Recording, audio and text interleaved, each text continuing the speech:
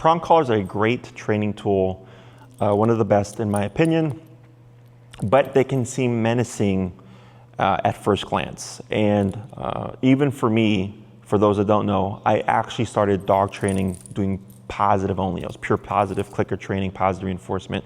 I didn't believe in slip chain or slip leash, prong collar or e-collar. I was actually one of those people that would tell you not to use those things because they were mean and terrible. But I'm an open-minded person and I have common sense.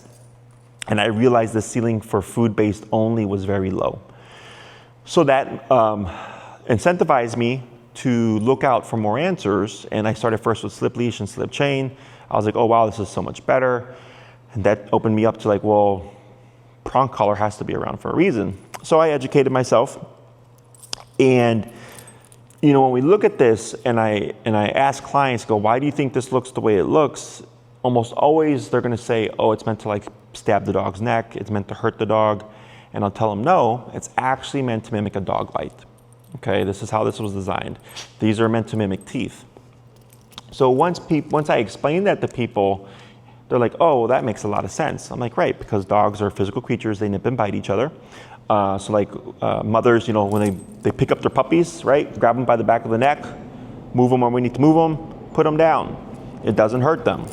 So the prong collar is our means of communicating to the dog in a manner that's much more instinctual to them, much more relatable for them. So like right now, right, what I'm doing there is I'm pulling on the prong collar that is essentially biting Luna's neck, right? And you see me pull up. So it's creating a bite around her neck. And then the moment her butt goes down, I would release the pressure. And that lets Luna know that she did what I was looking for. Okay, so we call this pressure on, pressure off. So here, if I need to redirect Luna, pressure on, and then pressure off when she gives me what I'm looking for. And this is Luna's first experience with the prong collar. I've done nothing with the prong collar with her, okay? So, this is a great tool for the in-between of food only and prong collar. If you're one of those clients or one of those people that wants to, she's getting a little frustrated here. Redirect her.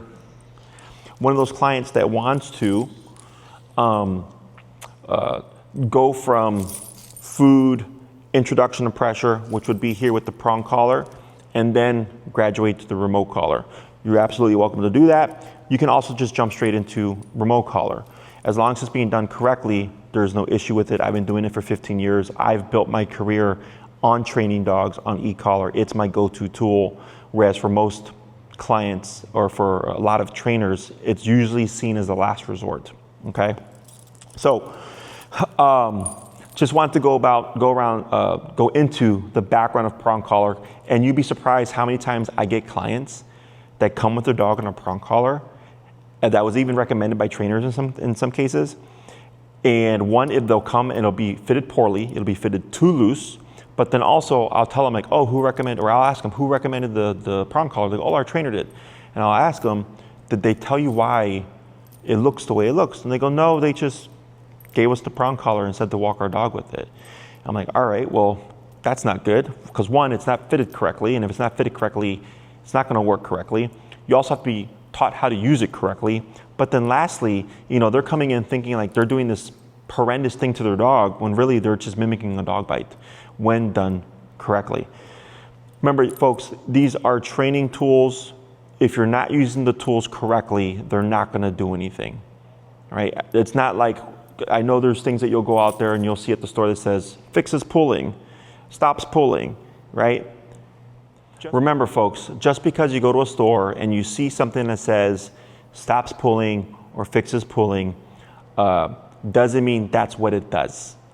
That's a sales gimmick is all it is. It gets a lot of people because they'll come in with these things and I'm like, oh, why'd you get that? I'm like, oh, because it says it stops pulling. And I'm like, right, but what have you done with it to stop the pulling? And they go, well, I didn't do anything because the thing told me it stops pulling, but the dog is still pulling. You know, this is a training tool. If you're not using your training tools correctly, you're not gonna see any change, you're not gonna see any results, okay? These tools are meant to aid you in the process to, teach your dog the obedience, to reinforce the obedience, to give you more leverage, to give you more control. The other thing that I don't like about the term dog training and also the term training tools is that training typically people interpret as it's going to go away at some point. Okay, we have to remember that dogs are living creatures. They do have free will. The moment the dog knows you don't have as much control, or you have no control or no means of making them do something, you are going to see them behave accordingly, right? The moment, let's say you train your dog for 2 years on the prong collar, and then you go back to your flat collar, back to your martingale, and the dog goes, hey, we're not walking with that prong collar today. Your dog is going to pull, okay? This has nothing to do with your training. Well, depending on your trainer, has nothing to do with your skills, really. It's just opportunistic behavior. The dog is going, there's no threat of consequence. So what happens if I don't do the thing that they normally tell me to do, right? Like what happens when they tell me to heel and I don't heel? The dog is going to go back to their old ways. It's just opportunistic behavior. All animals do it. But that's why I don't like the term dog training and or training tools, because it gives the impression of at some point, once the dog is trained, we don't need to do anything. And I go, that's incorrect. This is a lifestyle. Or training tools, right? Once my dog is trained, when can I get rid of the prong collar? When can I get rid of the e-collar? Whatever tool that you're using. Okay, and I don't care what tool you're using. You can use gentle leader, you can use the no pull harness, you can use your prong collar, you can use the e-collar. I don't care whatever tool it is that you're using for your training. The moment you remove it and the dog starts to go, hey, that negative, that punisher, right? That thing I don't like is no longer here. They're going to start to press the boundaries, and once they realize that you do not have the ability to reinforce, you're going to start to see their obedience drop down in reliability, because the dog is going, okay, cool, you can't make me do the thing you told me to do, so why do I need to keep doing it? All right? So just a little quick recap or a review of the prong collar, but then also just training tools in general.